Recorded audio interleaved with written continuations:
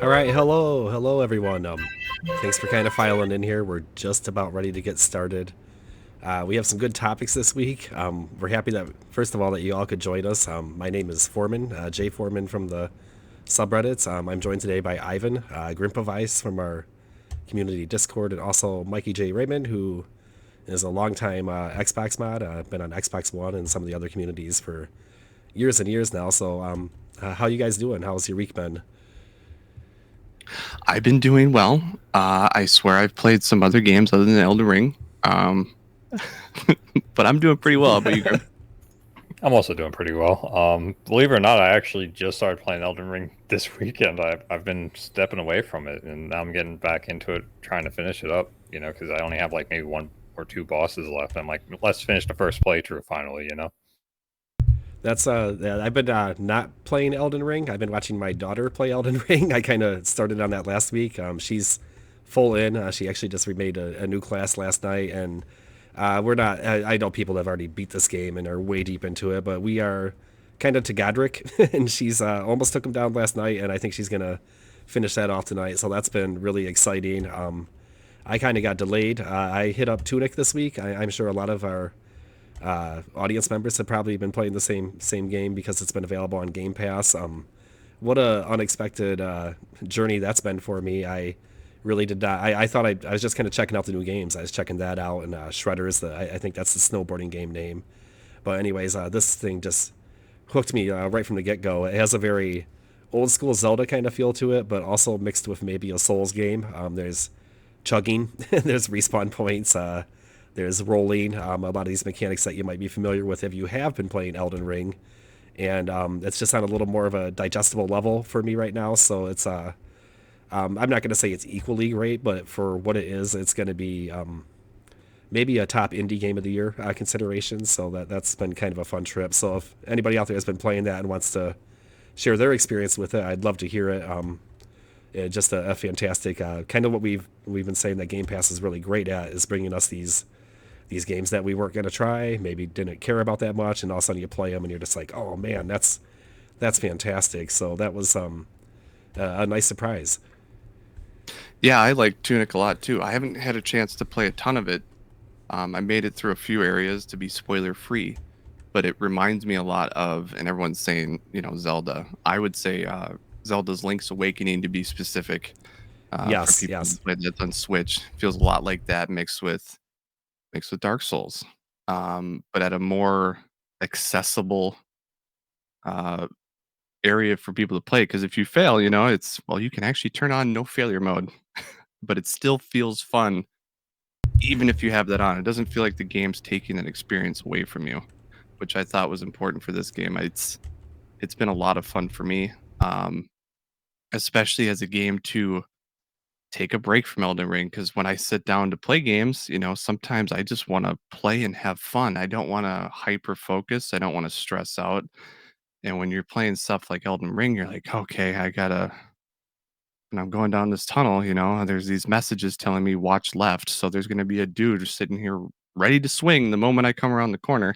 Um, versus Tunic, you're relaxed. You can take a breath of air and just play a game and relax. It's nice.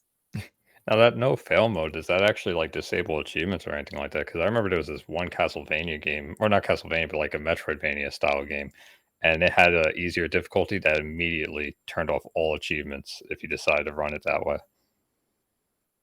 I I want to say no. I don't think it does. This is very much. It reminds me. It goes a step further than Hades did, but it reminds me of Hades with their. You could turn on an ability that would give you after every death you get like 1 or 2% negated from your damage taken, and it would eventually lead to like upwards of 80% or something. Uh, so it feels very much like that. Um, and not so much. I don't think they disable achievements. Sorry, that was a very long answer for your short question.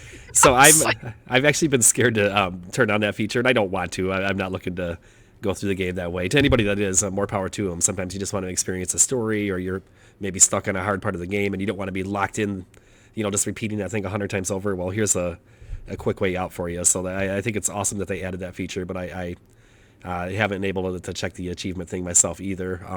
I think one thing about this game that really kind of drew me in is it kind of pulls back to the as you're wandering around, you find these pages, and they're pages to the game manual. Well, the game manual, you press select, whatever you want to call that button on the Xbox controller. The menu button on the left. Anyways, it pulls it up, and you're finding a page at a time, and it's like an old NES manual. And there's like maybe bosses on there or a map of a dungeon that you're exploring at this time, and that's pretty cool. But also, this manual is written in a completely foreign language, so. And this happens when you pick up items too. You'll pick up an item and it won't tell you what it is. It'll be some, it looks like Battlestar Galactica writing to me, some kind of weird font, right? So you're just like, huh, I wonder what this does. So there's a lot of mystery to it, and you kind of, as you go on, you find more clues about what all this stuff means, and you're flipping through that instruction booklet, and you're missing page 15, and you're sure page 15 can help you, so you're looking for that, and it's just a really fun gameplay loop. You unlock a new area, and you're on to exploring some more, and you just want to keep going and pressing. And I think Link to the Past is a good comparison. It does have that kind of feel. So, yeah, if you haven't played Tunic, I definitely would recommend giving it a chance. I know that the developer at one point said that there's no way this is ever coming to Game Pass, but I feel like Microsoft can be pretty persuasive when they want to, and obviously they thought this was worth chasing down, and I agree. What a fun experience. also, I've started calling it Foxish, the language, because it like reminded me of I don't actually know what Elvish looks like, but that's where I went with it. So I called it No, that's. Foxish because the main character looks like a fox. I feel like that's better than Battlestar Galactica font. I'm not sure where I pulled that from, but I mean, anyways, To each their own. Yeah. Everyone's got their own little hook. Whatever it is, I can't understand it, and I wish I could. So that's been a trip this week. So in addition to that, and the new games that we have, I think there was an indie show earlier this week. If you haven't missed it, you can look that up on YouTube on Xbox's official channel. That's where they dropped Tunic. That's where they said, hey, you can play this right now. And I think there were 9 other games that they went through and announced and kind of went into detail on. It's definitely worth your watch if you're into those kind of games. So go ahead and look that one up. And moving on from that, I think we're going to transition into what was kind of the top story on the subreddits this week, both Xbox One and the Series X subreddit, and that was a PlayStation news event, but it kind of impacts us. It has to do with Harry Potter and Hogwarts Legacy, something that's just been super anticipated, and I'm just going to be completely transparent. I have never invested myself in the Harry Potter world. It's not because I don't want to, it's just never found the time for it, so I'm going to turn this one over to Mikey J. Raymond, who I think might have a little more knowledge on this than I do. Yeah, in our pre-talks for the show, it sounded like I might be the only one that's read the books and watched the movies. I was like, okay. And just to be clear, I'm not a hater. It's not like that. It's just that somehow it's one of those things I missed. And by the time there was like 6 movies out and all the books, I'm like, man, that's an investment that I wasn't ready to take. But anyways, please go on. Yeah, I was going to say, I got brought into it as a child, just for everyone knowing, where my Harry Potter, since 3rd grade, I've been reading these books. And I probably would have never read it if it wasn't a book that we read it in class. Teachers started reading out loud, and I got so hooked into it, I would start reading in the middle of, like, while they were still reading, I'd read ahead, and then they'd move on to the next activity, and I was so locked into the story. I love Harry Potter. So I've actually had some mixed feelings about the trailer. It looks awesome. Everything, like the state of the play that they did, looks incredible. The game, I was worried at first because they show you these cute scenes, and you're like, well, is it going to be mainly QTE focused combat? Like, what's going on? And they show you the gameplay, and it seems kind of like just taking apart from what they showed, that you can counter spells. It's almost like you kind of get a warning, and then you tap Y, and like he was countering people off to his sides while he was doing his main attacks on one person. So it was like Batman meets Harry Potter, right? And I was like, this looks great. And then we get to the potions room, and I'm still worried. I like a lot of people were having feelings about microtransactions, and I know their community manager. They came out and said that there will be no microtransactions. But I have to ask this question. The Portkey Games developer is the one that's been making the game, and they're also working around with along with Avalanche, not to be confused with Avalanche Studios, who made Just Cause and the other open world games. Avalanche uh, Software, I think, is their company name. Actually, has basically made Disney games for the last 20 years, including Cars 1, 2, and 3. So that's the side developer they've been having help. Um, Portkey up to this point, I think, has made a mobile game. And when you look at the potion timers, it's like 25 minutes and 1 second. That's a. I'm trying to think of why it takes 25 minutes to make a potion in the game. Um, and that's why it screamed microtransactions to me. So I still, being that it's WB also publishing the game after Shadow of War and, as Grim has pointed out, Mortal Kombat, it's I'm still worried. They can tell me that they're not going to do it, but given your last 5 years of games you've released and how that's gone ever since, I want to say Evolve, I'm a little worried. Um, that they're going to try to do something with this because I can't think of a good reason why, in terms of gameplay, it should take 25 minutes of in game time to make a potion. Like, I know that's kind of like how Harry potions take time. Like, I know in the books, they made I can't think of the potion off the top of my head, the polyjuice potion. That took time to brew and all that. But at the end of the day, it's still a game. So when you make these potions, like some sort of time skip maybe could happen or something along those lines. But the 25-minute timer worries me, and that's where I stand. I think that's kind of astute, maybe.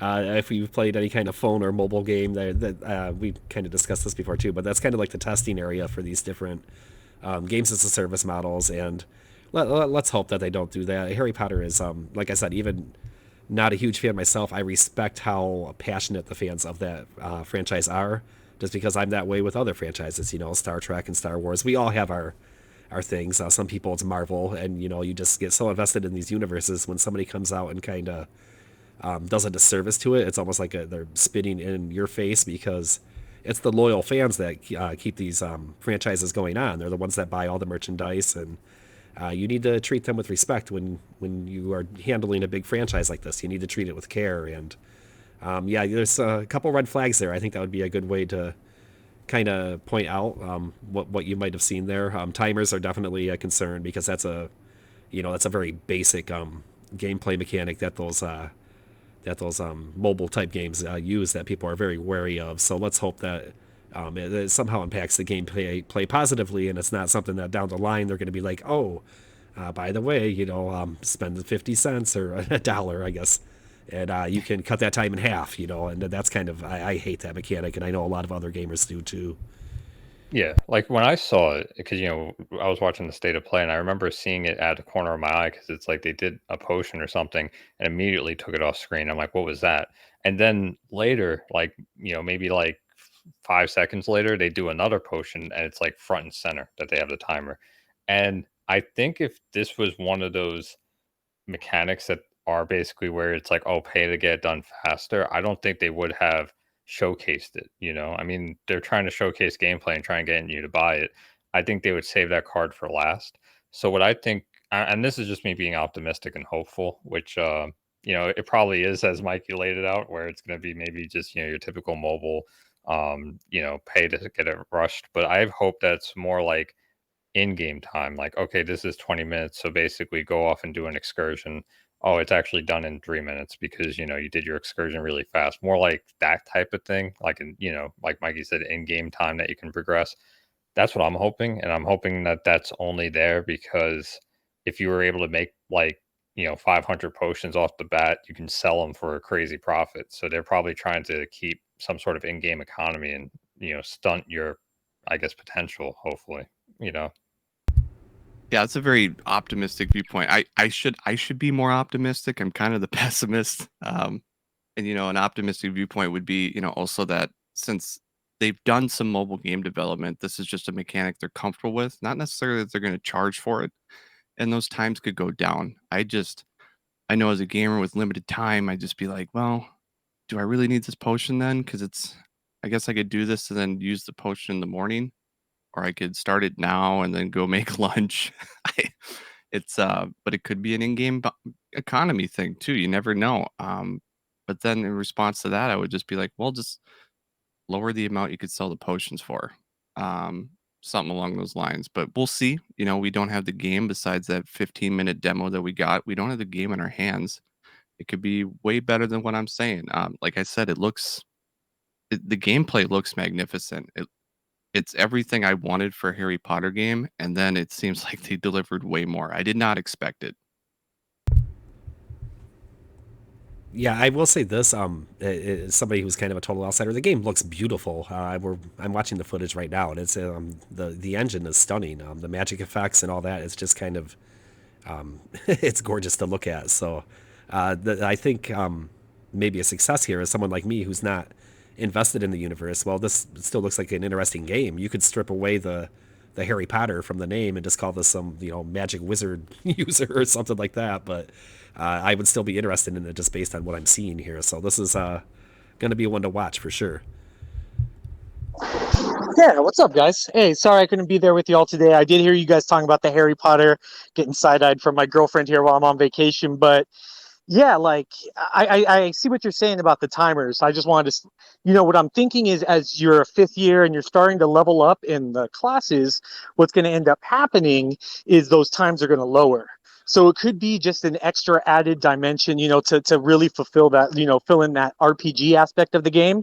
So as you level up more in your classes, I guess, I don't know, maybe do more homework, whatever it is, you'll level up your character, and then your character will take less time to start doing those potions. At least that's what I'm hoping. I think that could add a lot of depth and really give meaning to the leveling system and make it like, okay, you're learning, so now you're going to be doing things faster, you're going to be doing things better. It just adds to that Hogwarts uh, immersion. I will say one thing to that. I think from a lore standpoint, increasing the time that you can, like the speed at which you make potions or they brew, would it wouldn't make. I don't think people would complain, but it would make a ton of sense only because each potion takes X amount of time, and that's just set amount of time to brew. But that would be a great idea. As you level up your potion skill or as you catch up with the other fifth years and you progress throughout the year, it suddenly gets from 24 minutes down to 2. So that would be fantastic, and I actually would love to see that. Yeah, there's scenarios where where that makes sense. And in case you're listening to this in post and you were wondering who that weird flyby voice was, that's one of our regular hosts, Kevin. He's joining us from vacation this week. He's supposed to be out there reviewing, I believe, House Flipper 2, but I understand wanting to weigh in on the on the Hogwarts discussion. So thanks for dropping by, bud. No problem. Thanks for having me, guys. Good luck with the show and everything. It's been awesome. I'll be listening in. Take care. Enjoy your vacation. Get back out there and see New York City. So good to see you. So kind of moving on from Hogwarts, and with that, like we were kind of saying, that's going to be one to kind of watch and see where that goes. We got a little Starfield news this week as well, and anytime somebody drops a pin in that studio, it gets picked up by every news blog there is out there. I was really excited about this news, and it seems like something that's really small. They introduced the first companion character, which this is kind of what I've been waiting for. We all knew that Starfield was probably going to follow the same Bethesda kind of formula, right? At least I hoped so, and I know a lot of other people did. Maybe somebody wanted them to go in a different direction. I'm sure that person's out there, but for me, I'm just like, give me Fallout, give me Skyrim or Elder Scrolls in space. That sounds like a winning formula. And this piece of news right here was the first thing that really cemented it to me that they're definitely going to be doing that. We're seeing a companion character, and that's kind of one of the staples of these franchises. So. Are you guys still? What do you think about that? Are you excited that it's going to follow the same kind of path, or did you want it to branch out, or as all systems go and just bring it on? I like the companion mechanic. It's something that you don't have to do. In Fallout 4, I never actually brought my companions with. I thought they were kind of annoying, some of them. It's an optional area. It's an area that could add depth, and an area that you could just completely forget. There's generally perks that when you don't have a companion with you, you get added damage. They're just like another party member. I do like that they showed off for me because some games I play the good guy, some games I play the evil jerk, and he's the morally ambiguous robot that will feed to my evilness that I'm gonna try to pull off in Starfield in my first playthrough. So I'm excited to see him. Don't judge me, robot. I had to do Right. that. Because I could just tell him the basic logic behind everything. Well, we're killing these people so we can feed more. I like how you're morally justifying it already. This is great. Yeah. No, I mean, I think the companions are always great in like the Bethesda games, but I don't know where I had this like inherent fear, but maybe it was like a Fallout 3 or something. I don't know where it happened, but I have like this memory of like a companion dying and that was it. So ever since then, I would get a companion, then like send them to my house or send them to my town and just kind of keep them on reserve and never really use them because I'd rather have them, exist and maybe do like their story quest if they have any. But yeah, I don't know. So I know I usually go solo, but I keep them like, like a collection. Like, okay, cool. You can be over here safe. Nothing bad ever happens at my town, you know? And Yeah, right, like if they die, they're gone. But you also might have to be the one to kill them. Because I think of Fallout 4 when I had Piper with me, and I did something she didn't approve of. She'll open fire, and suddenly you're having to kill your own companion. And I think that's in Outer Worlds. Correct me if I'm wrong. I know it's entirely different studio, but they have like a similar setup. Like you have to kill people if they don't like what you're doing. So you don't want to do that to your companion and completely cut off a side quest. Like in the end, could have given you this awesome weapon. You want to do it and then murder them. Right. I remember, I'm not going to spoil it, but like for those who play, definitely know. Well, like you were mentioning, you like to do two type of playthroughs, which I also like to do. But I remember one of the times that I did, it and I had companions like pretty much stand up and protest about it. Was the first Knights of the Old Republic. There's like a point where you can just go full blown one way if you want. So you could be playing the game one way and then all of a sudden make this switch, and then the whole party just splits. That was the coolest moment for me in games. I'm not going to say why it was the coolest moment, but for those who did the immediate heel turn will know why that moment was so fun. it's one of the just great things about Bethesda games, I think, and this style. It's called maybe a Western RPG as opposed to JRPGs. Like it's definitely two different types of games, even though RPG is kind of a wide tent term. It's really cool to. I think what people enjoy about these games is when you can make those choices that are impactful to the story. I think that's probably a lot of the criticism against Fallout 4 is people didn't feel they had that freedom because no matter what you did, you were going to end up kind of in the same three places. I mean, yeah, it was branching a little bit. You could do the Brotherhood of Steel or the Resistance or the Underground Railroad. I forget what the Resistance was titled, but anyways, that type of thing, and end up with three different endings. But you could do a lot of crazy stuff in between that seemed like it maybe should impact the story more that didn't. So hopefully with this one, there's more of that role playing that people really enjoyed about maybe other games such as like Fallout New Vegas. I know was really strong in that particular style. So moving on from that, we have to get into maybe a little bit of an uncomfortable topic, and it's just kind of not uncomfortable, but it just kind of sucks to hear this news about Moon Studios. And if you don't know, they've produced the Ori games, which are absolutely beloved by Xbox gamers, some of the most beautiful games out there. But it sounds like their studio was experiencing some turmoil this week. Maybe it wasn't the best place to work, and they're getting all kinds of backlash. And it sounds like this is really damaging to them. They had built a reputation, and it kind of it kind of took a big hit this week. And you have to wonder if they will even be working with Xbox in the future. Just really disappointing to hear. How did you guys feel about that? Well, first of all, I thought I saw news that they're no longer working with them. I thought I saw that as a headline when trying to browse through the news, but Yeah, that could have happened. um, I just, I was like, wait, what? These people making these beautiful games are toxic in culture. I was confused, so I started digging in, and then it's like you read some of these chats, and it's like people taking they're like total bros being an extra step further, talking about uh joking about their junk sizes openly in their open chats, and uh calling people um I can't even use the words that I read some of the No, times. and these are on official channels. These aren't like, this isn't some backlog email or we're hanging out at the bar. Like they're doing this over Right. company channels, and it's just like anybody that works anywhere knows that you need to be on your best behavior in this setting, and it just goes to show you how brash they were, and it's just so disappointing. Yeah, it's something you don't want to see from. I couldn't imagine having that at my work, how uncomfortable it would make me feel. And I'm shocked. I didn't see this coming, and all of a sudden just this bomb drops that Moon Studios is horrible. And I don't think we could cut the cord faster. There's you don't especially nowadays, you don't and any time before, you shouldn't be saving someone like this or even trying to have a relationship with them. They're the I think the development team personally should probably be shut down. The people responsible for some of this stuff need to just be gone from the industry. And it sucks because we're in an age now where the game industry is booming. And because of that, we have shortage of game developers already. Um, put these people in a good home. And I think the best move Microsoft could make, if they're going to do anything, is bring some of these talented individuals onto one of their 30 studios they already have, and forget about Moon Studios and move on because yikes. Yeah, Yeah, and that I actually looked it up just to make sure.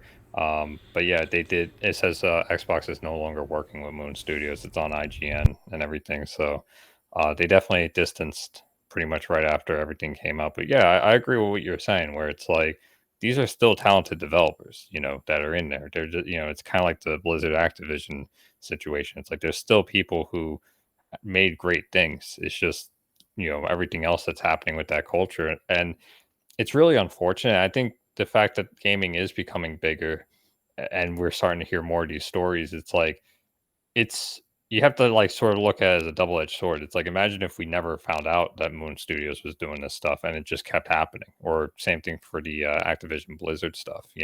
It's like it's kind of nice to see that spotlight's being put on it so that we can work towards correcting it. But it's also shouldn't have happened in the first place. I No, none of this. Oh, go ahead. no, well, I was just gonna say I maybe you guys know this. Does Microsoft retain the rights to the Ori franchise, or was that owned by Moon Studios? That's going to be interesting to a lot of people. I would imagine that they retain publishing rights, and I could be wrong. I'll have to look that up. That's a good question. It just, Um, I mean, if they could put it in the hands of maybe some of the people they brought in from Activision Blizzard, there's a lot of talented people under the Microsoft banner right now. So I'm not sure if they could recapture the magic that made those games great, but it would be lovely to see it end up in more caring hands and with a better development team behind it. So, es- but es- go ahead. I was gonna say, especially with how passionate some of them were, because I don't know if you guys read some of the stuff that some of these other developers, some of the good people said, they'd make this game and they'd put it out and it would be their therapy almost because it would be, well, at least people get to experience this beautiful thing, so at least it was worth it. And it just makes me feel so bad because like what if the game had come out and tanked and then these people would have done nothing? At the end of the day, it's not worth it. If any of the developers or ever hear me speak about this, what you made was terrific, but not worth staying in a job like that. I'm so sorry you had to go through that. That Yeah, sucks. how miserable, And right? I can never put into words how much that sucks. No, it's like a boys' club, or even worse. It just sounds like bullying, and yeah, how demoralizing for somebody trying to get a start in this particular business, which is already tough without all that extra nonsense going on. So I'm going to take a quick minute here and just say thank you again for those of you who are joining us live. You're the ones that really make the show work. We have lots of people who listen to downloads or watch the show on YouTube or see it in different formats, but what makes this cool is that you can come on up and talk. And I've seen some of you raise your hands and then maybe get a little timid and put them back down. But I assure you, you can just come up here and talk about any Xbox topic you want to. It doesn't have to be Tunic or anything that we've hit on. We'll be happy to discuss it with you, especially if it's current news. We'll even throw you a month of Reddit Premium because you have to be a little brave to come up on stage and speak in front of everybody. But we definitely appreciate you all for being here. If not, if so, I hope to talk to you here in just a few minutes. While that's happening, I'm going to go ahead and kick us up to the next subject, which is going to be Phil Spencer. Everybody likes to talk about Phil, and he showed up on Xbox Era, their 100th episode podcast. Congratulations to them over there. And he didn't really have a whole lot to say, but he did drop a couple important pieces of information, including he mentioned State of Decay 3 is a game that he's looking forward to. Kind of hiding off people's radar, maybe, but we all know it's coming, and that team has made some great games to date already. Those games have been well received and have a player base that sticks with them. So hearing Phil excited about a particular title shows that it's something to keep an eye on. At least to me, that immediately flags it as like, well, if Papa Phil says it's worth watching, then I'm in on it because he's going to have all the behind the scenes news and know what's going on with it. So in addition to that, I think kind of more importantly, he acknowledged that the first half of this year has been a little slow. Some people have been criticizing Xbox for this, and we're talking about in terms of big releases. Personally, I think that with Forza and Horizon and some of the other games that have come out over the last half a year, and plus all these indie games like Tunic and Elden Ring, which isn't a first-party title, but I'm still enjoying it. There's plenty to play, so I'm not sure if I buy into this criticism, but he says that he wants to get to a point where there's going to be a big Xbox title every quarter, something to look forward to, Starfield or maybe not on that level, but Gears or all these franchises that they brought in. So it will be interesting to see if that does indeed pick up. I think we're kind of suffering a little bit from maybe the pandemic lag here that's affected a lot of different industries, and we kind of discussed maybe there's a dam about to break. There's a lot of content coming our way. So how do you guys feel about Phil? Well, first of all, I love Phil. Always love him. I think he always speaks truthfully from the position that he's in, as much truth as he can. But it's good to hear that he acknowledged that when I was listening in, because it, all these studios, we're at 30 studios, but people have to remember we're going to start seeing games come from the studios we acquired or Xbox acquired in 2018 from Undead Labs. So that's State of Decay 3 that's coming. Playground, they released Horizon. Fable will be coming next. Obsidian, who's working on Outer Worlds 2. Ninja Theory with Hellblade 2.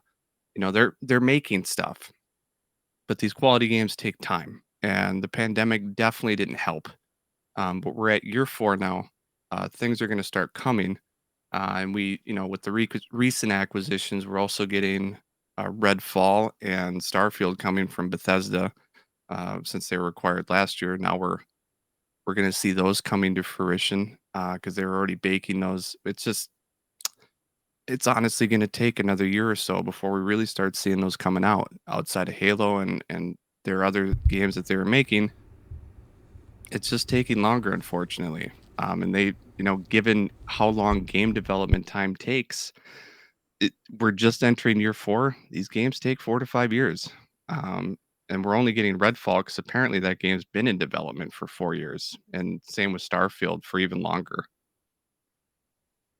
Yeah, and like what you were saying, where it's like this is something that takes a while. Like I don't want to see Phil kind of try and turn everything on its head to try and get games out, and then they end up getting hit with like quality issues.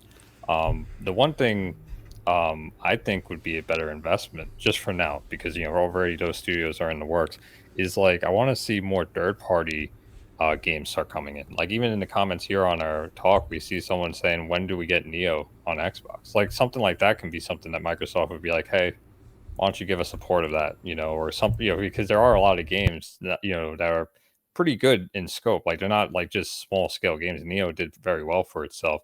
That would be a great addition to Xbox. Like why not have it? It's on everything else pretty much except Switch. You know what I mean? But I would see a Switch port before I see an Xbox port.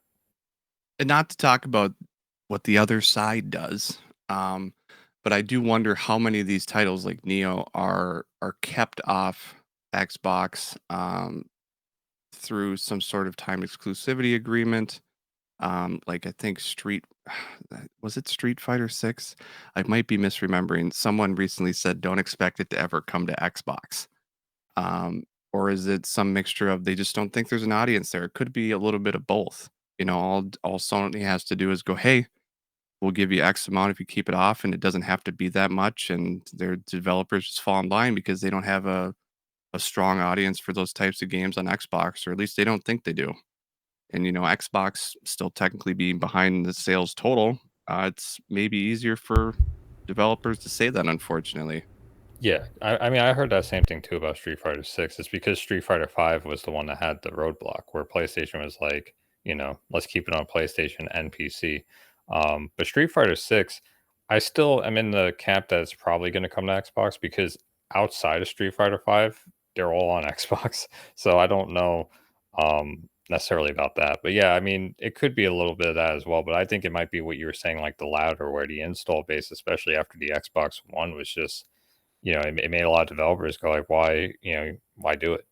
I remember Square Enix, but Square Enix is never happy about sales, but they were especially unhappy with, Tomb Raider 1 and Rise of Tomb Raider being a year exclusive. They felt like that was really damaging to their sales overall, So it's like when you get stuff like that in the headlines, people are like, oh, well, I guess we'll just go with a Switch port if we're going to put in extra time. I mean, we have to we have to remember that even though we're all huge Xbox fans, it has the smallest install base. So if you're looking to make money with releasing your game, Switch is probably number one. That thing sells like hotcakes, and then PlayStation has always had that muscle. They can be like, oh, we have so many million more consoles out there. That's millions of people that are going to be able to play your game and buy it, and that's absolutely an influence. I think when developers are deciding where to go with their software, especially if it's a situation where they have to release first on one platform and then retool it for a second platform. So I think Game Pass might be kind of changing that a little bit, because it's making it more appealing to drop your game there and get all that early buzz. And I'm not sure what kind of magic they had to work to get that Tunic deal, but a situation like that, it might work out fantastically for the developer, as a lot of people are going to play it. You're going to get a lot of reviews. A lot of people are going to be talking about it. And in the end, that ends up resulting in more sales and even on other platforms. Well, I'm loving it on my Xbox. Hey, it's on my Switch. I can take that with me. Maybe I'll buy it again for the Switch. Some people do that. So it's kind of, hopefully it's something that Xbox is getting better at, to be a more desirable platform to bring your games. I will forever mourn Final Fantasy VII Remake, like many of our users, and someday, hopefully when that game is completed, they finally will tool it over here, or I'll have to break down and play it on Epic Games on PC, or pick up my PlayStation, as I do once a generation, just to catch up on games. So I did want to welcome Unbettable up here. Thank you so much for joining us again. How have you been? Probably not ready. There he is. Yep, sorry. Yeah, thanks for having me again, guys. I've been good. How have you guys been? Good. I think lots of Elden Ring, and for me, Tunic, like I said, so we're all kind of playing our own Souls-like game in one way or another. Is there anything that you wanted to kind of bring up? It could be totally new, or is it to talk about that we've already been speaking about? Yeah, just before when I raised my hand, when you guys were talking about the whole Moon Studios thing. I just wanted to say that, yeah, obviously what happened there was pretty bad, but you even said, or one of you guys said that, you could always just port the Ori games to a new developer. But, Activision Blizzard has, arguably a lot worse work ethic and stuff that's happening with their studio than Moon Studios. At least that's what I've been seeing. So I just think, we can't be too hard on everything. Yeah, I mean, that's kind of a weird aspect of this whole story, is knowing that Microsoft did take on Activision Blizzard, and knowing that their culture was just as bad, if not worse, compared by, or based off a lot of the information that we received from that whole scene. So it's with Activision and Blizzard, the hope is that maybe Microsoft taking over will clean up the culture. And Microsoft is obviously very forward with these issues. They're very interested in diversifying even their own staff and that type of stuff, and it's great to see. So you hope that will bleed into the whole Activision Blizzard scene, and it raises the question, why didn't they do that or consider that with Moon Studios? Maybe replacing some people and working their influence there, but they don't obviously own Moon Studios. Is that correct? They're just kind of working with them. Maybe somebody can clarify that. Yeah, they do not own them. It is a contract that they had for both for Ori 1 and 2.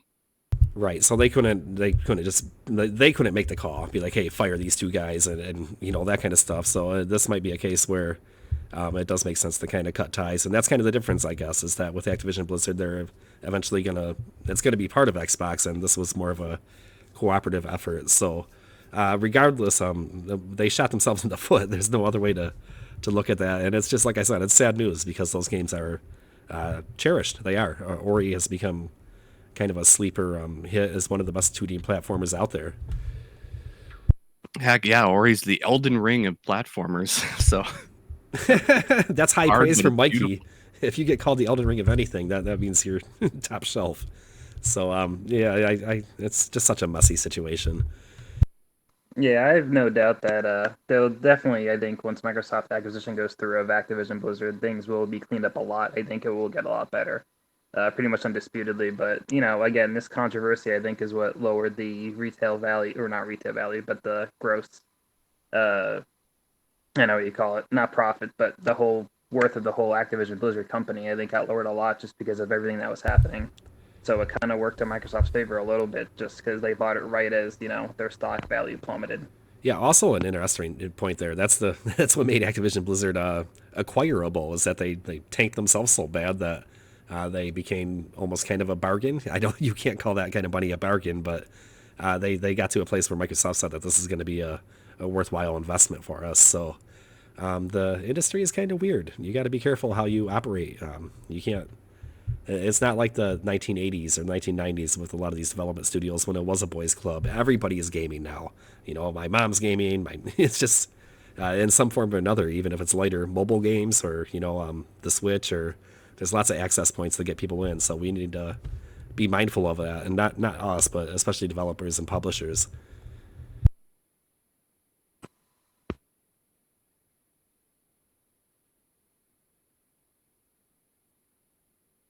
Oh, my mic wasn't on. Sorry. Moving on from that, it would be kind of nice to talk about the Halo series. This is, speaking of controversy, this thing is doomed. Not doomed that it's going to be a bad show. I just don't think there's any way that it's going to hit the mark that some Halo fans have set for it. What a tall task to take on. I really I do not envy the producers of the show, because it's just. Do you guys feel this way too? It's kind of like it's just an unobtainable goal. You could not create a Halo show that's going to satisfy the pure hardcore fans. Well, there's certain things they could have done to make it better. One thing that already sets the tone wrong for me is when they came out and they're like, "Yeah, we're gonna reveal Master Chief's face." Yeah, that's yeah, that's a big deal, right? Right, and that's like, don't beat the game to the punch. I mean, if someone ever decides to do it, let it be the video game. Don't do this whole. It reminds me of, I don't even know if people remember this movie, Judge Dredd, and not the one that came out in 2010s. I'm talking about the one with Sylvester Stallone. He comes into Yeah. the movie, he's wearing the helmet, and he takes it off for the rest of the time. And if anybody knows anything about Judge Dredd, it's he never takes his helmet off. Master Chief doesn't take his helmet off. Don't if you're gonna do the face reveal, don't you dare do it during the TV series. And they've already announced it. Even if you're gonna make it a big moment in the show, don't announce it when everyone's already criticizing your show to begin with. Don't go, hey, by the way, we're gonna do the one thing that we shouldn't. It sets the tone immediately that it's just like, well, we don't care about the fans. And I know I'm being maybe a little over passionate about it, but that's how I feel. That's such a good point. Why did you come out and tell us that if you're gonna do it? Like, that could be the moment of the first season. Like, it's just kind of maybe they're trying to set expectations because they know there's gonna be backlash, and maybe they felt like they could explain their way out of it or something. But what an odd and bizarre choice that was. So actually, I wanted to interrupt, but I was going to say they actually did do a face reveal at the end of Halo 4. So it wasn't the first one. They did? I didn't actually remember that. Yeah, if you beat it on Legendary, the campaign, it was like a 2-second scene, but you actually did see Master Chief's face, though. It isn't the worst thing, but yeah, I agree with you. It is weird that you're going to do it in the show. And the show be talking. Well, see, now I just feel dumb. I'm going to have to open up a tab and watch this with my mic muted because I didn't beat it on Legendary. See, I was going to... Oh, sorry, go ahead. Nope. You go. You're good. I was just going to say, like, I wasn't even too upset about the mask reveal because, watching superhero movies and things like that, and even Mikey pointed out, like, Judge Dredd, even back then did it, but like all these actors want to be seen in the suit, so I'm already getting used to the idea of just not seeing a hero in their respected, always wearing the mask type thing. But the thing that was kind of bothering me, and like Mikey sort of hit it on the head, was like the tone of it, right? Like just seeing the trailer of the Halo series, I don't know, it kind of reminds me of that like bro-fi, if you will, like that whole Pacific Rim and like the Power Rangers reboot movie. Like it doesn't feel like a sci-fi or a Halo. It feels like it's trying to be one of those summer blockbuster type, with sci-fi themes in it, but it's really just like a Fast and Furious movie. Like it just doesn't feel right to me. It seems too off, and that's even without going into the whole the taboos of what you shouldn't do with Master Chief. Also, to add to the face reveal bit, it was, and I do remember this now, they showed his eyes. I wouldn't call that a face reveal. It's like a zoom in of, what a mask could cover for Batman. Think of the reverse of that. You don't even get to really see his eyes. You see his eye sockets. It's more of a tease than anything. But they never do a full face reveal. Like that's the thing they've never done. Um, so I'm back to being upset. I was with you for a second, but nope. I've seen this brought up before, and it was a partial face reveal is how people described the scene that we're discussing here. So yeah, this is like, he's gonna bring out the luscious locks. He's putting the whole helmet off apparently. So kind of really an interesting direction for sure.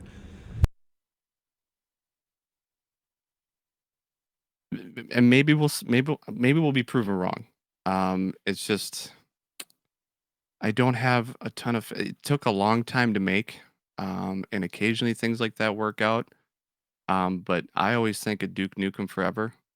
When you think of something that takes forever to make, and it's in develop or quote unquote developer hell, it doesn't always turn out to be the best. But we'll see. We'll see on March 24th when everyone gets the free 30 days of Paramount Plus to watch it. Yeah, we didn't mention that, but that's actually something good to add. If you are a Game Pass Ultimate subscriber, you will be able to claim a perk for 30 days of Paramount Plus. I'm gonna guess that's for new subscribers only. The day before the Halo series comes in, though, so you will be able to watch the first few episodes. I believe that Paramount Plus drops their shows in episodic release, so you get one per week. So that's kind of some people dislike that. Some people like it because it gives you a chance to discuss the episodes and break them down. But if you do claim that free month and you do want to finish the series, you're obviously going to have to buy in for another month, and I'm sure that's what they're counting on. So I'm going to come in and like this. I think people get really bent out of shape about properties like this, and Star Wars is another one, and they kind of ruin it for themselves. They go in with these high expectations, and they set the bar so high that they don't just sit back and enjoy it for the ride that it is. So I am expecting this show to be not great, not fantastic. I hope it has a few moments, but I'm coming in expecting a 6 out of 10 show, and if that's what I get, then I'm going to say it delivered.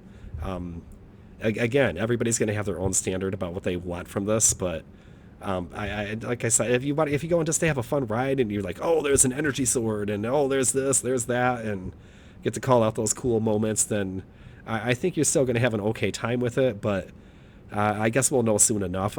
We have discussed doing an episode of Xbox Talks the day after the show premieres, and if some of you all would like to join us, we can discuss it in more detail at that time. Seems to be kind of a fun concept. So if it's just the worst thing ever, well, we'll rip it apart, and if it's great, we'll find the spots to praise. So we will try to make an announcement for that, but look out for that, because this is as silly as it is, this is big news for the Xbox community. It's Halo and Master Chief are the face of the franchise and the face of the brand still, and I hope it lands. I hope it lands in that 6 out of 10 range at least. Yeah, I don't think anyone's going to come in with too high expectations, but also correct me if I'm wrong. Do you only get the Paramount Plus if you have Game Pass Ultimate with Xbox? I think that was the thing. That's a good question. I know that the different levels of Game Pass, I'm not sure if they include different perks. I'm an Ultimate subscriber, so I've used a few of them. I think you got like 3 months of Crunchyroll not a bit ago. Some of the perks they offer are pretty fair values, really, but it's almost always for first-time subscribers. So unfortunately for me, I subscribe to Paramount Plus for Picard, which some people hate. I happen to enjoy quite a bit, so I will not be enjoying it for free, but I will pay to watch Halo. Palo. I will do Palo. Also, don't get me wrong. I will watch the absolute heck out of that show. I'm still excited for it. I just they've started a wrong foot with me is all. But to add to what you said before, Game Pass Ultimate members are the only ones that get to claim that 30 days of free access to Paramount Plus. Normal Game Pass subscribers do not get the benefit.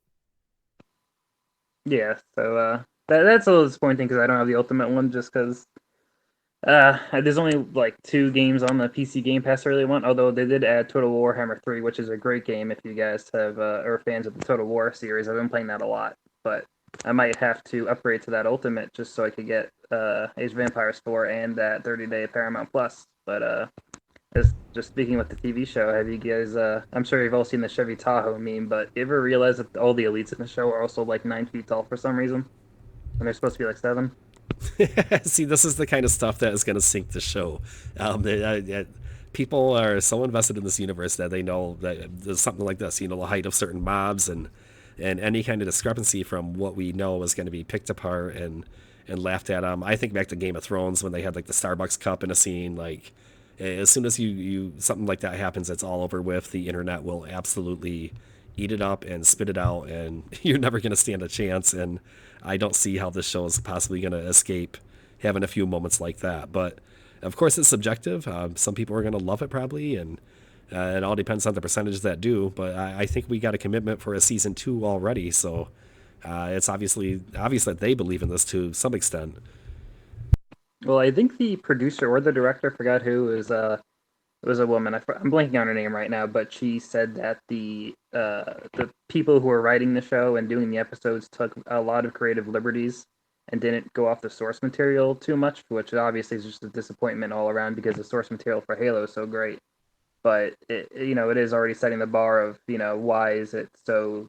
If they wanted to make an original sci-fi show, make an original sci-fi show. Why do they have to add the Halo moniker to this? But it is just setting a bad tone. Even if the show's great, even if it's a great show, people are just going to be disappointed regardless.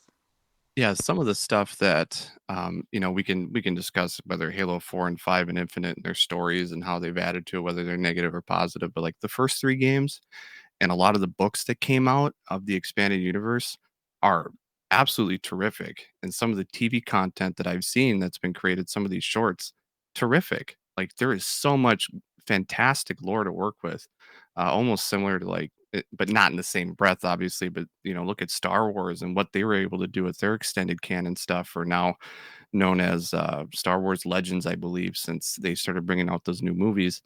Um, it's it's such a great. You have so much to go back to and look at.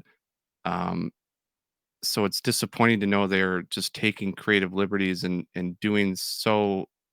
They almost seem to want to be purposely distancing themselves because they've come out and said, well, you wouldn't want to play the game or watch the TV show and have it exactly as it played out in the game, and they're right. But you can still use this universe of knowledge and not just make up your own stuff. Like there's so much to go off already that you have. So just saying that you're not going to use that is disappointing. Yeah, it is, because there's so many moments they could key in on that's going to make every Halo gamer at home, and there's millions of them.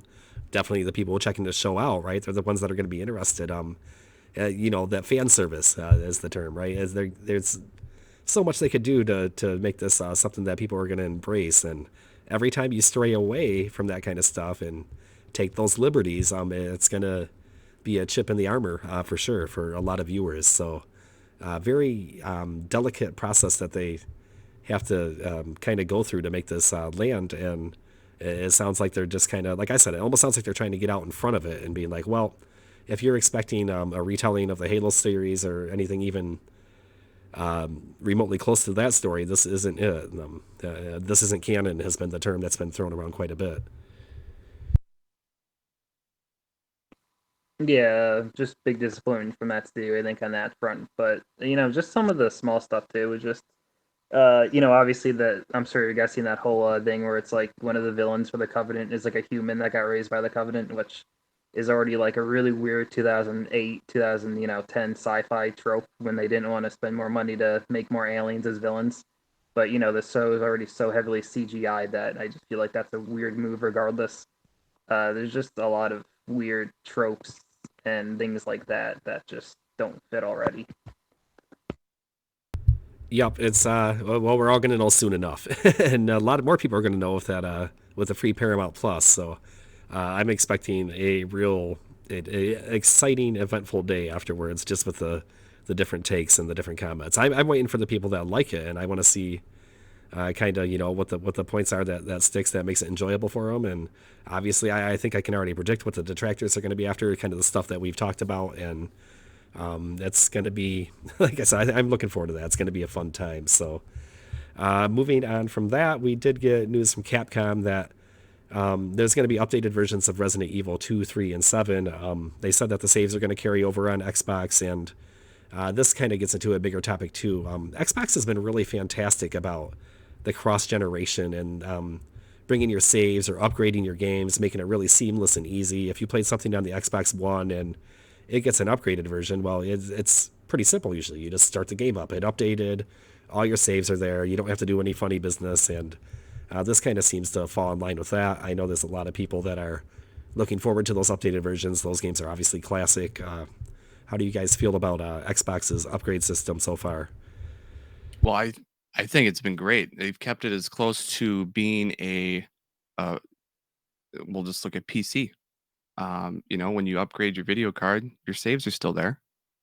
Sometimes when you swap operating systems, 3, 4 generations ago, the game stopped working. But Xbox has been fantastic. You play a game on Xbox One, you go over to your Series X, boot it up, and you got your save data right there. And I know the alternative of that is not as easy to use. Upload your content, go out and download the PS5 version versus the PS4 version. Move your save data over. It seems kind of cumbersome. So I'm very relieved that it's been as easy as it is to move content over. I 100% think the whole what's the thing called smart delivery has been a success. Yeah, see, I think like what I like more, I guess, about the way that they've been upgrading things is more of like the FPS boost, the way it did HDR implementation, things like that. And I do like the Xbox Play Anywhere. But when it comes to smart delivery, I it's like I'm in a weird place with that because I like to still collect games physically, and the fact that smart delivery pretty much barred me from actually having a physical version of Halo Infinite. Because if you get Halo Infinite on the disc, have to put it in, and then the smart delivery kicks in and then installs its disc is just a license for the most part. So it's like there's no game preservation right now for Xbox. You know what I mean? You just have to hope that they keep up with their store, which they've been doing very well with. I mean, you can still get 360 games and all that, but I would love to see. Not only would they keep supporting the smart delivery feature, but I would love to see, I guess, they create their own like Series X disc that has a full game, sort of like how Sony has a PS4 copy and a PS5. Because if you were just getting PS4 disc, you'd be in the same boat that I'm talking about with smart delivery. But at least you would have a full PS4 game. A lot of times, you don't have a full even Xbox One game on these discs. I was going to say, correct me if I'm wrong, but I thought some of those games were the Xbox One version, and when you put it in an Xbox Series S or X, it downloads that version instead. So you do have a full game there. You just don't have the full game for the version that you're playing. It depends on the game because some games would take up all the disk space, and then that would be that. So, like in the case of Halo, the campaign is just not on the disc, period, whether it's Xbox One or Series X. So, if you want to play the Xbox campaign, you would need to get verified online, and there you go. And, I'm just starting to see a lot of weird online checks. Like Xbox One was trying to come in with the online, always online DRM stuff, and now we see Gran Turismo needed to be online to play. Halo Infinite needs to be online if you had the disc. It's just getting weird, I hope that we don't end up getting less because we're moving forward in a different direction. It's like, oh well, you got smart delivery, but you also don't have a game if you don't have the internet. So, that's unfortunate. It's for me, I've been a digital convert since the midway through the 360 generation, and one of the things that even slowed me down till then that it was I worried about some of the things that you brought up. What if a favorite game of mine is no longer available? Somehow they delete it, or it's not playable anymore because of an online check, like you said. And I think Microsoft has kind of won me over to date. We obviously there's no guarantees moving forward, but for example, my Xbox 360 hasn't been online in years and years, and every game that I have on there works basically without problem, unless it was like an online only game. And obviously, there's nothing that can be done about that type of game because you need the servers to play it. But one example I like to bring up is games like Marble Blast Ultra. Midway was a developer. They produced games like Gauntlet and some other early games like that, anyways. But when they went under, those games were delisted from the Microsoft Store. So, dang, if you didn't buy Marble Blast Ultra, you can no longer get it. And I was really concerned at this point because I was like, oh man, I mean, I paid for that game and you're telling me that I can't enjoy it anymore. But one of the things that Microsoft has been really good about is when a game is delisted, you still have access to it. So you can go back into your Microsoft purchase history, search that game, and even though you can't find it on the Microsoft Store, you can't buy it anywhere unless maybe you find a code, a game code on one of the third party resellers. But anyways, you can still download it. So because I bought that game, and even though it hasn't been sold for 8 years, I can get on my Xbox 360, find that in my purchase history, and it's still there for me. So when that goes away, then it's going to be catastrophic, and I'm going to start having real issues and reservations about the digital transition. But as long as they can maintain that, then I'm on board. For me, I guess it's the price of convenience. And being a guy who does 50% of his gaming right now on PC, I don't think I've installed a game from a physical disc on PC since Rome Total War 2. So that's, if people even know when that was released, I think that's mid 2000s. And Steam is very much the same way. They've come out and said that they have a plan in case they ever get shut down, that their games will forever be available and they'll shut off their DRM and such. So I'm interested to see if Xbox ever has a plan like that as well. But they have defunct systems on Steam, for example.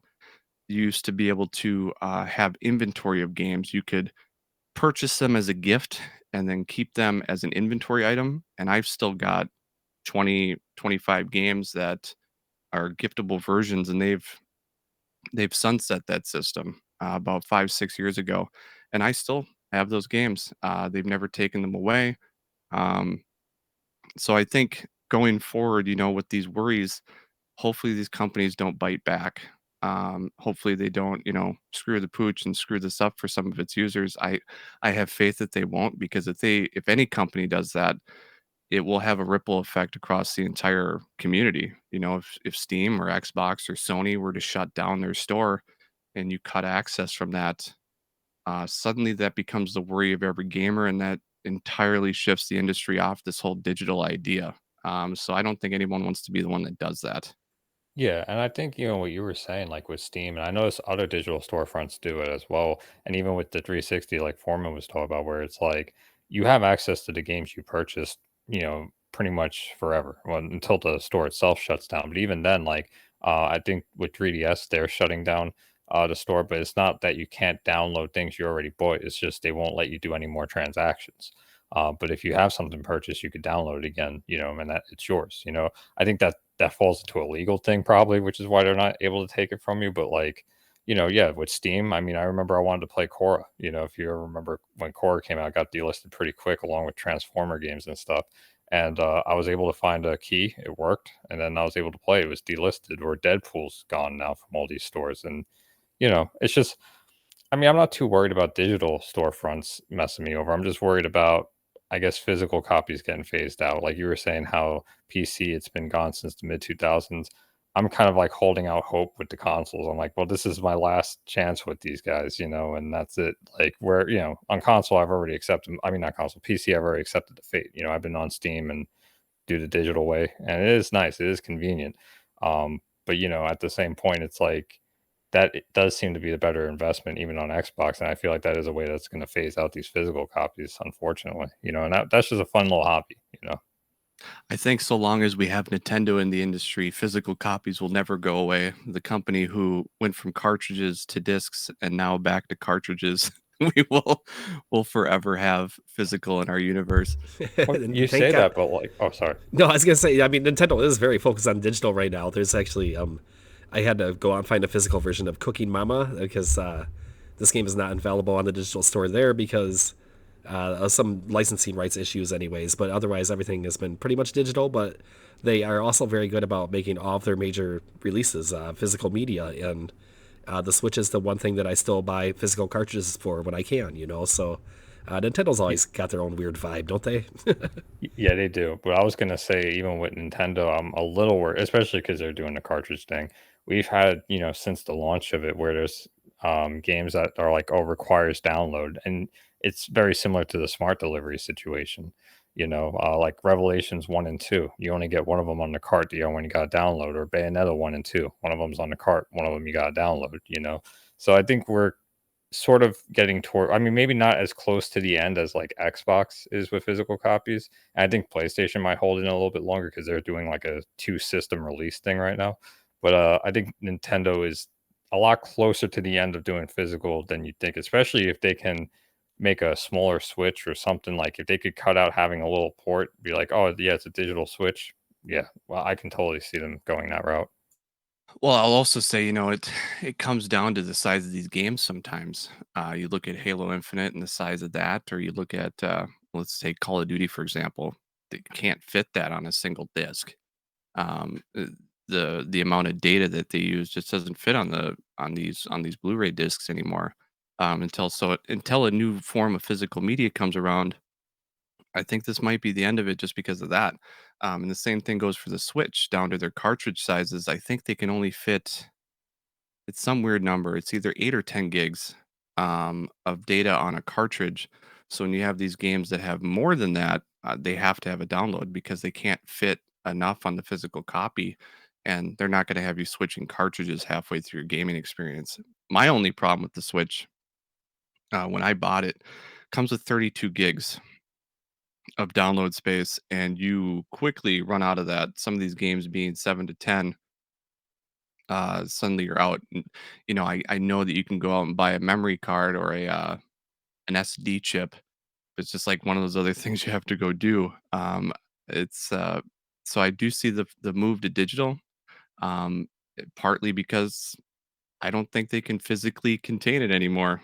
Um, I feel like they could, just kind of like you were saying. You can get an SD card that has 256 gigabytes on it. So, I mean, where there's a will, there's a way. And we've definitely seen expansion in cartridge capabilities before, going all the way back to the NES generation, where, I mean, back then we were talking about like single bytes, like the data was so small, but they made, toward the end of the generation, a Super Mario Brothers 3, for example, that cart, it was more capable than Super Mario Brothers, the original, because as the generation went on, they found a way to shrink the chips, like technology always does. So I think it's possible, but you have to wonder what the demand is going to be like. We've seen this with kind of music and other formats, and even video now with digital video, that people are just transitioning away from physical media, and it's being left for people who are collectors, or in situations where people don't have that kind of internet access, which is still a concern for a lot of people. So we can't forget about those gamers either.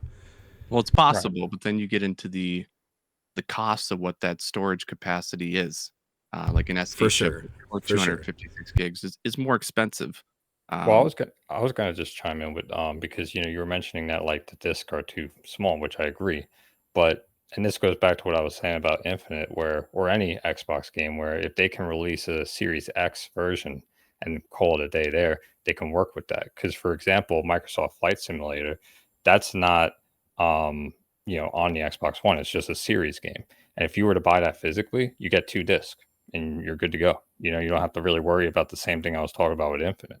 But because Infinite is on the Xbox One and they're doing the smart delivery gimmick, we're getting the Xbox One multiplayer and then we get patched up and upgrade to Series X. But if they just make a dedicated format, then they can be like, okay, well, we need two discs to do a Series X version here.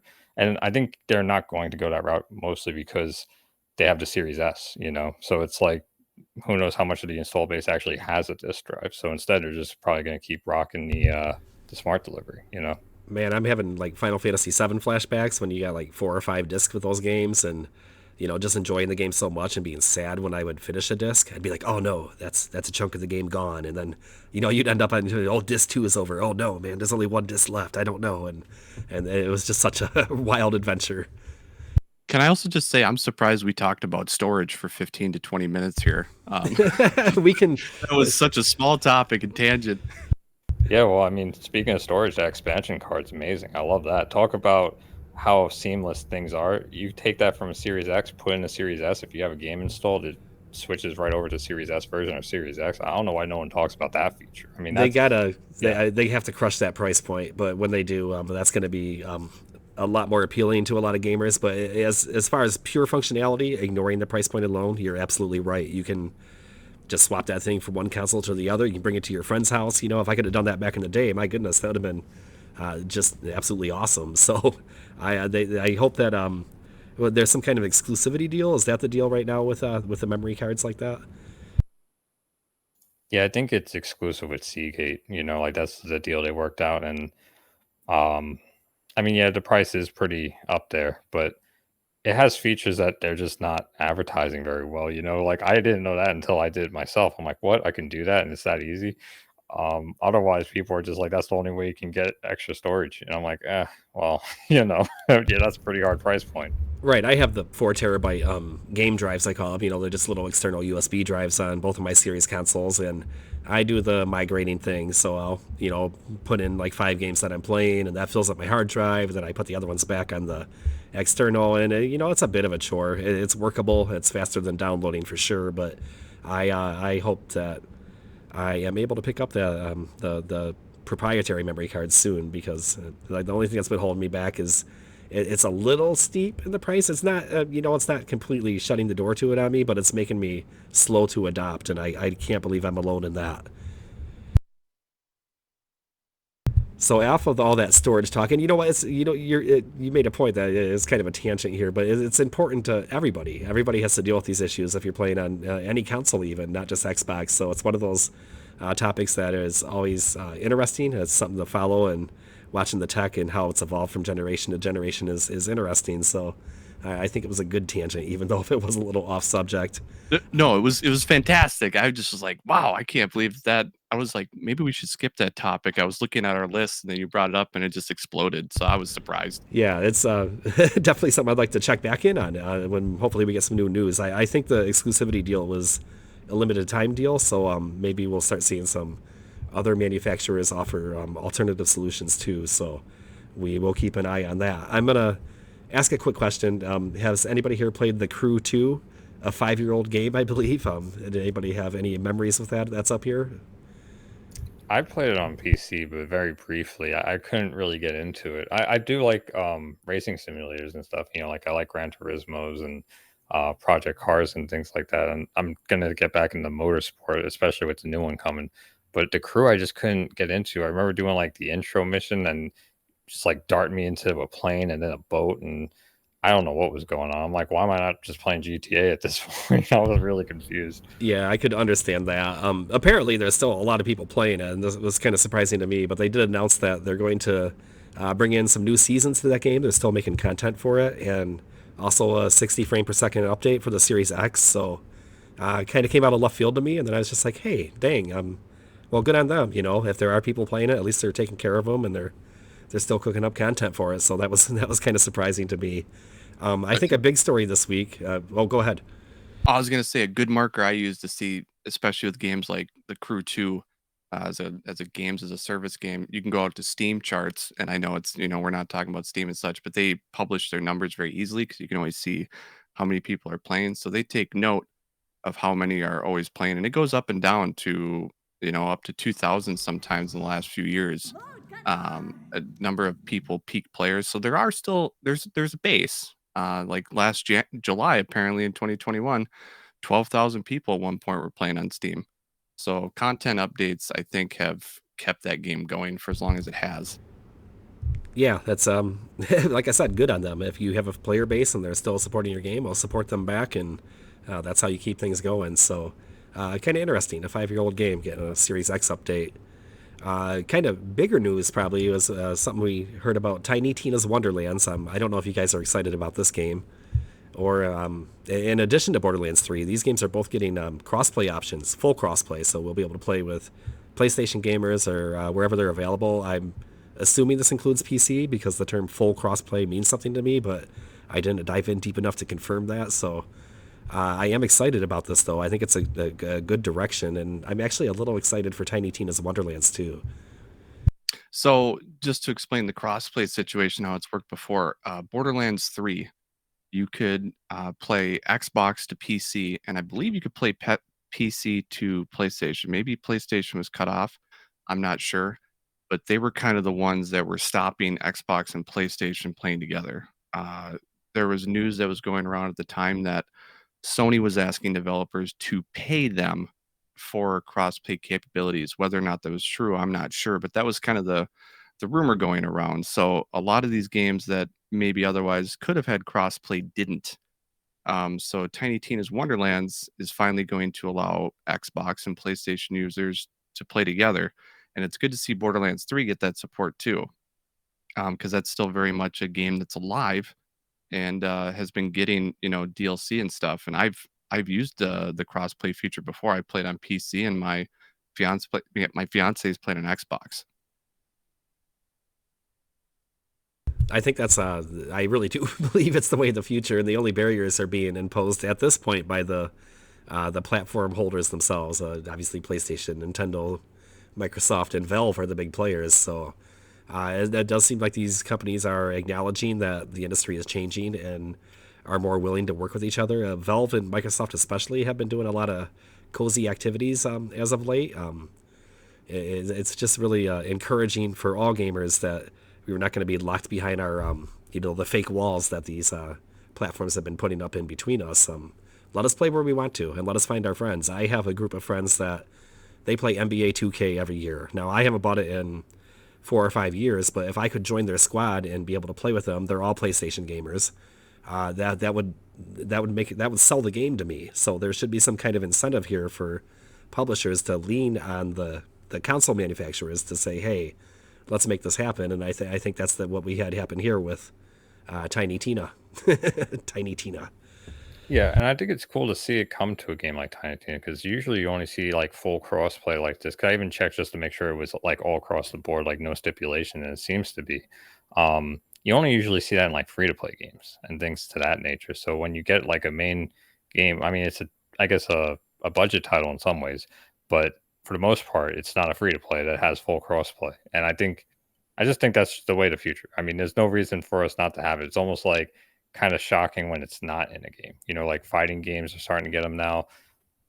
I really don't see why you would basically, because it's putting a certain end date on your population. Because like people are going to move on, but if you have a bigger pool to pick from, there's always going to be people playing. It's always going to have something for you to join into. But if you're like, oh well, this group of people is with that group of people, and when it gets too small, it's done. So it's like I always see people move on from games that they might have still had fun with if they were able to play with everybody who was actually playing the game. So I just wanted to say that it actually is pretty hard though for developers not to just say, everyone should just add crossplay, but for developers to add good crossplay, because each game then has to make their own system of accounts.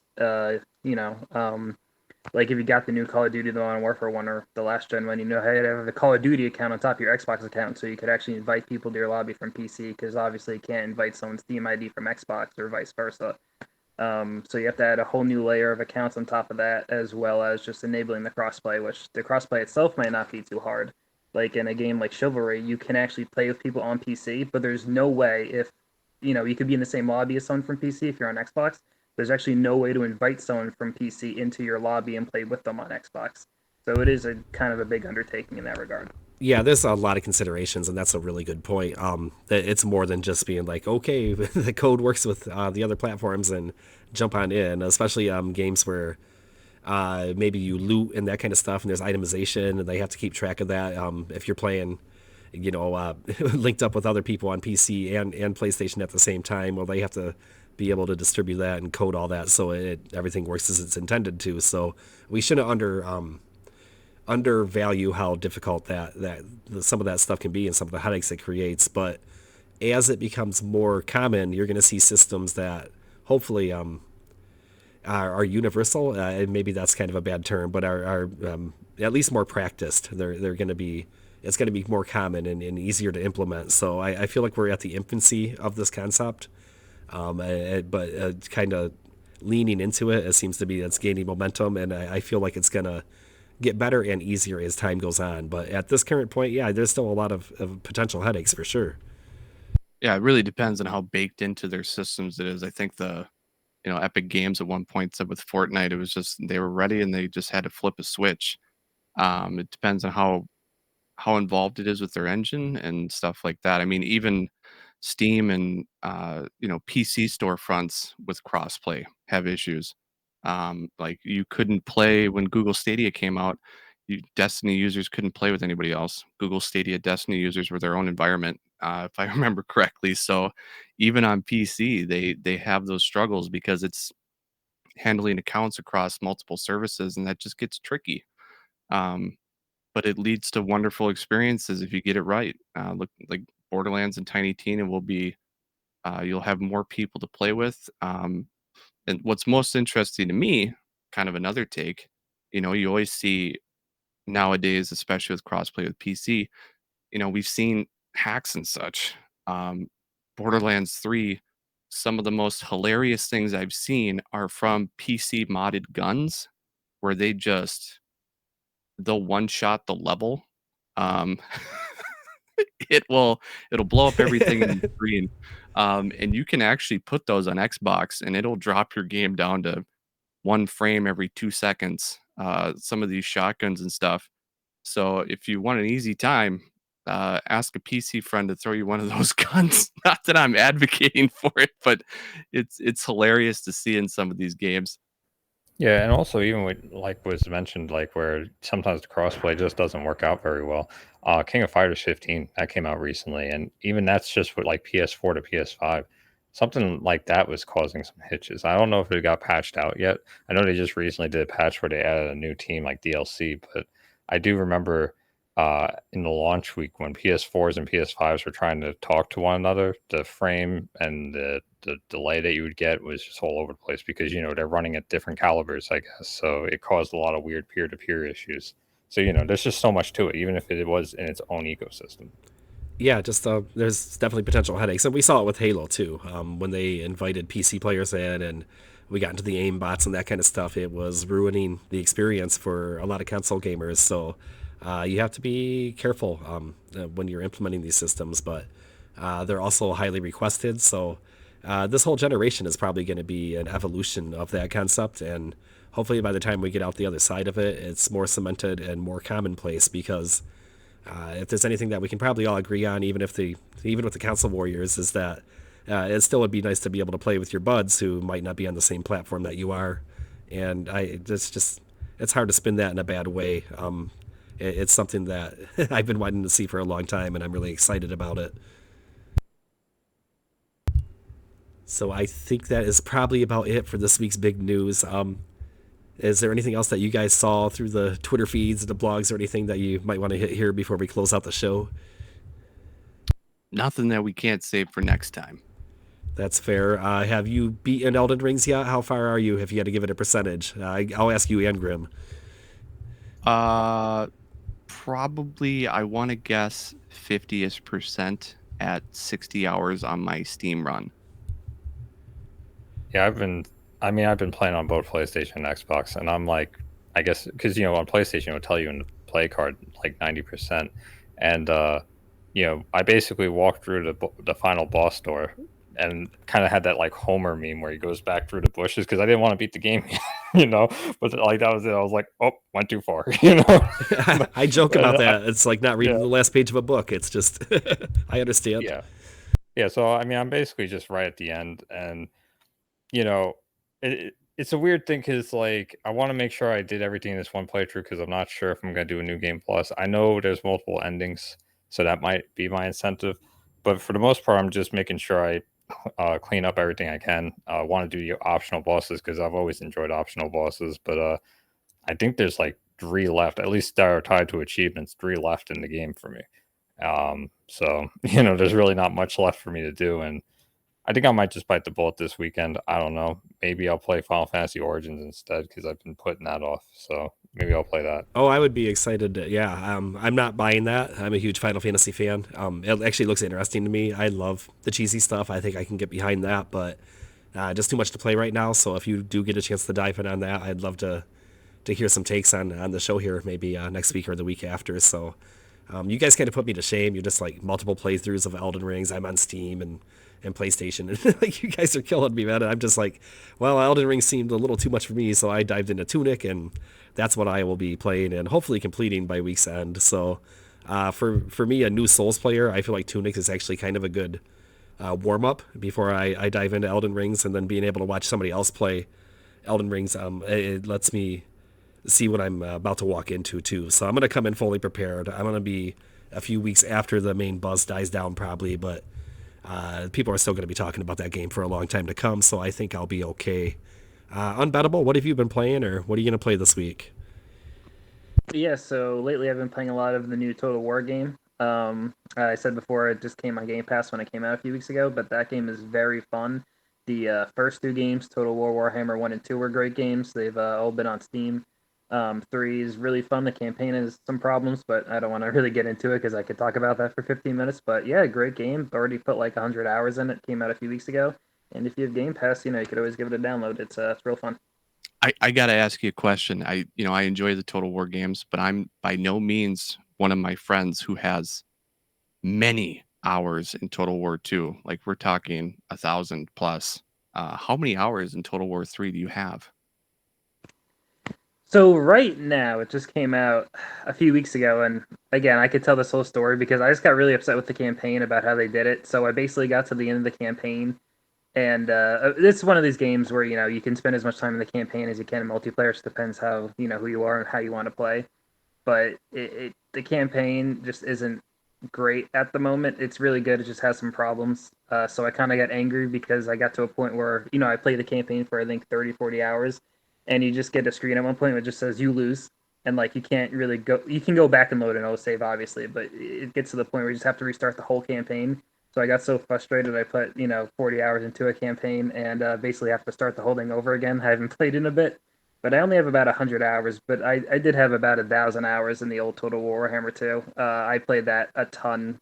Probably 600-700 hours just in the campaign alone. Those campaigns are phenomenal, and I did play in the last World Tournament in the multiplayer. But yeah, great fun, a lot of fun. I have no doubt that in the next few months they'll update Warhammer 3 to include all the races from the last games, and the multiplayer is great. No, excuse me. And yeah, I'm probably put another 1,000 hours in it in the next few months. Gonna say for people that don't know, I've heard that Total Warhammer 1 and 2 will be coming to Game Pass in order to make up for that so that you can play all the races from all the previous games, and there will be one big mega map that's even bigger than the one that's currently out. It Yeah, should be fun. it's gonna be a that's gonna be a huge thing. The thing is because with Warhammer 2, because there's so many races and stuff from the first game that you basically had to own the first game on Steam to get all that stuff in the second game. So you couldn't just like buy a race pack or a DLC in the second Warhammer 2 to get all the first game stuff. You had to buy the first game and just not download it, and then you'd get all the new stuff. But with the Game Pass version, obviously, because Warhammer 1 and 2 aren't on the Microsoft Store side, it's like, well, I can't enjoy Warhammer 3 to the fullest because I can't get the first two games. So they do have to put the very old two first games on the Game Pass, I guess, so you could actually play Warhammer 3 to the fullest and buy them, which, could be another $100 or with all the DLC and everything. Yeah, that's an investment, and just even with no cost investment, it's a time investment. It's something that sounds like it just can totally consume you if you dive in fully. So I think that's everything then. I did want to thank everybody again who joined us live, and also those of you who download us or find us in some of the other platforms that we're available on. We appreciate you greatly. Unbettable, thanks again for coming up. You're always a great guest and speaker up here. If you want to leave a comment underneath the post, we'll drop you a month of Reddit Premium because that's the only thing we can do. But we'd like to at least say thanks because having great guests makes the show better. So you always have some good insight for us. Grimprovise, did you want to talk about our community Discord server a bit? Sure. Yeah, we have the Xbox Community Discord server, which we always rotate new trending things. There's actually a lot of Tunic talk there, so Foreman was talking about it here, but a lot of people are also talking about over there, and just kind of stumbling through. We make sure we put spoilers, but for the most part, see a lot of people helping each other out. There's also quiz nights that they sometimes do over there, and definitely game nights. Even though Halo Infinite might be dragging along a little bit, we still try and get people to play with us. Just like every other party chat you might get. Yeah, for sure. And I feel like I kind of undersell the Discord server sometimes. Those guys over there, they have more people online than the subreddit does, quite a bit of the time. So it's a lot of active conversations and a lot of fun. If you're into like a brand new game or you need some help with maybe a particular spot, like that's a better place to go than the subreddits where it's more just dry news and that kind of stuff. So it's more real live conversation, which is a good time. It's worth subscribing if you're a Discord user, basically. So. We appreciate them over there, and it's kind of a synergy we have with them in the subreddit. So good stuff. We have been trying to make this show more consistent. We did start at 3 p.m. today, and we will do that moving forward. As long as at least one of us is here, we'll make it happen. So it makes it easier for you to find us live if you wish to join us that way. We also have a YouTube channel where there's some video where we play some clips along with some of the conversations we're having if you want to listen in post. You can also listen at the top of the subreddit. There's a link there where you can listen right through your Reddit client. And starting this week, we will be available again on Spotify and iTunes and your normal podcast places. So we're trying to put this out there in as many ways as possible so you can find it at your convenience if you're into listening or talking about Xbox.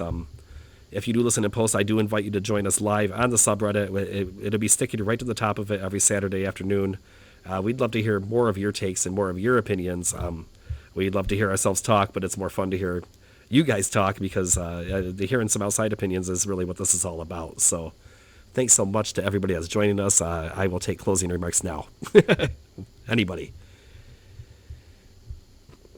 Can we talk about this some more? Yes. What? No, I was just gonna say before you guys were talking about how PC discs were dead. So I just want to say they still are out in Europe. So if you guys still want to buy PC games on disc, you can. And the European. Yep. No. Absolutely. Actually, there was a recent story about that where, gosh, what game was it? We got sales numbers for something. It might have been Guardians of the Galaxy, but no, it wasn't. It was a PC game too. But anyways, they released PC box numbers, and a lot of my American friends were just like, "What? They still sell PC games in boxes?" Like, and I'm just like, "Yeah, that's still a big thing in a lot of areas." So yeah, that's kind of interesting. So, yeah, good, interesting little closing point there. Next week, Kevin will be back with us. We will discuss any news that happens this week, just like we do every week. Thanks again, everyone, and we will talk to you later. Have a good one. Have a good one. Peace.